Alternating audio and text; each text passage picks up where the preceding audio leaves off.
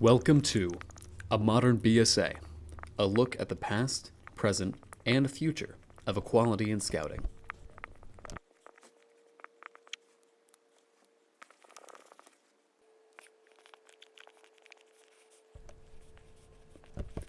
In 1909, Chicago publisher William D. Boyce was visiting London when he got lost in the city's infamous fog. While wandering around trying to get his bearings, Boyce encountered a young man who came to his aid. The boy was able to safely guide him through the fog and to his destination. The American tried to give the boy a tip, but he refused, stating that he was a scout and was merely doing his daily good turn. Inspired by the young man and intrigued by the idea of scouting, Boyce returned home and founded the Boy Scouts of America in 1910. This is the tale of the unknown scout, and while the details of the legend are often debated, it does provide a starting point for one of the largest youth organizations in the United States. Between legends such as this, the iconic uniforms, an emphasis on tradition, hundreds of requirements, and their constant presence throughout the last century, the Boy Scouts of America seem to have firmly established themselves as an archaic organization in the minds of most people. Though in recent years, this assessment has never before been further from the truth. The BSA was founded with the stated goal to teach boys patriotism, courage, self-reliance, and kindred values. Their goal today stems from this, with the BSA aiming to train youth in responsible citizenship, character development, and self-reliance through participation in a wide range of outdoor activities, educational programs, and, at older age levels, career-oriented programs in partnership with community organizations.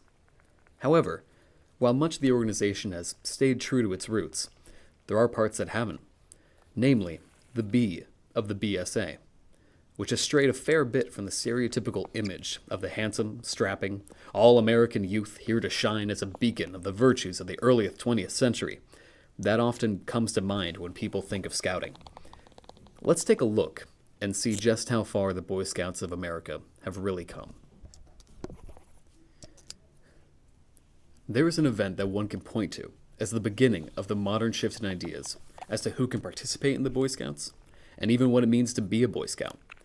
The Boy Scouts of America versus Dale court case. This case made it to the Supreme Court in 2000 and involved the Scoutmaster James Dale and his expulsion from his position after it was found out he was gay. This isn't a success story, though. The BSA won the case when the Supreme Court decided that private organizations like the BSA held the constitutional right to freedom of association, which allowed them to exclude a person from membership when, quote, the presence of that person affects in a significant way the group's ability to advocate public or private viewpoints. The court decided that opposition to homosexuality was part of the BSA's expressive message, and that allowing homosexuals as adult leaders would interfere with that message.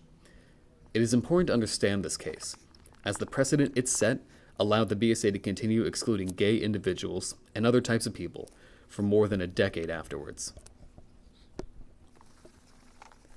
On June 7, 2012, the Boy Scouts reaffirmed its position on gay membership, stating that while they do not actively try to discover the sexual orientation of its scouts or adult leaders, they will not grant membership to individuals who are openly gay.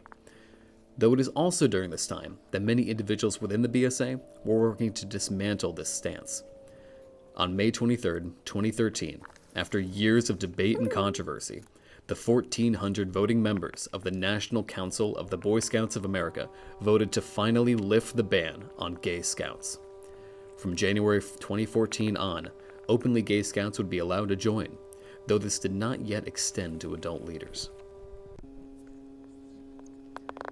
This initial step, while slow to come about and a bit piecemeal, was the catalyst of a chain reaction of acceptance within the organization. It became apparent to those within the BSA that supported the exclusion of certain youth that once they started allowing gay scouts to join, that it became much more difficult to justify excluding others. So began a flurry of changes within the Boy Scouts. On July 10, 2015, the Boy Scouts of America Executive Committee voted to lift the ban on gay adults. On January 30, 2017, the BSA announced that transgender boys would be allowed to enroll in boys-only programs, effective immediately. Previously, the organization gauged eligibility based on the gender listed on an applicant's birth certificate, but now it only depends on the gender listed on the application. Finally, on October 11th, 2017, it was announced that not only would girls be allowed to join Cub Scouts in 2018, but that in 2019, a program would finally be launched that would allow girls into Boy Scouts. This means the young woman would finally be able to attain the highest Boy Scout rank, Eagle Scout. These changes are incredibly important and extend far beyond scouting. Equality early in life is directly tied to equality later in life. So any move that helps to further create that equality is a positive change. Though I would like to take a second and recognize the fact that it may be easy to disregard the praise I've given the BSA here, considering that I, as a white, heterosexual, cisgendered male, was never affected by any bans or biases on my path to Eagle Scout. However, I won't pretend that the Boy Scouts have always been an organization prone to self-maintenance. The most heinous example of this regards race. While segregated public schools were declared unconstitutional in 1954, the Boy Scouts of America had segregated troops as late as 1974, a full 20 years later. It took a lawsuit from the NAACP for the BSA to force their last segregated group to integrate. While race has never been as contentious an issue since then, it is still a dark stain on the history of the BSA.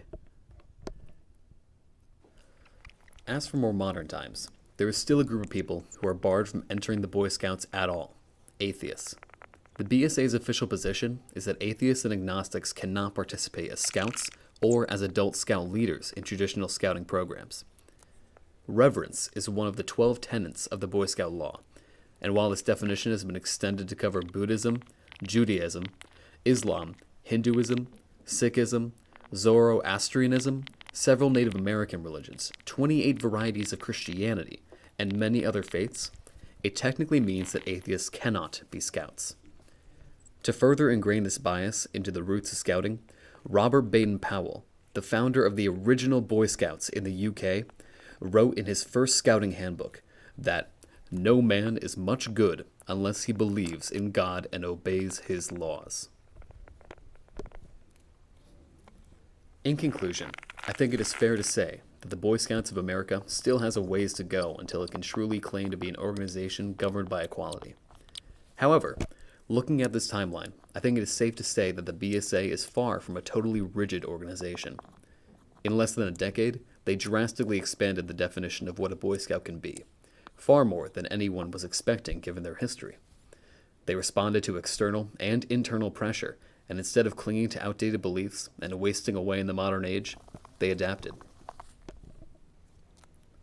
Some ask whether or not it is possible for scouting to stay true to both its legacy as well as its values. By legacy, they may be referring to the young men of the 1960s, with the folded caps helping old women cross the street, or possibly the youth of the 1940s, who ran scrap drives and helped to plant victory gardens, or maybe even that first scout, who unwittingly helped to start one of the largest youth organizations in the United States when he helped a lost American find his way. But this legacy is one that carries with it a history of segregated troops, the denial of gay children, and countless other artifacts of discrimination.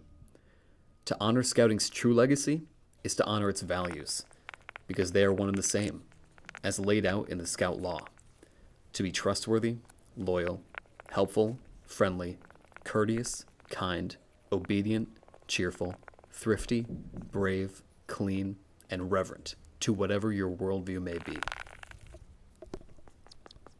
Any true scout could tell you that.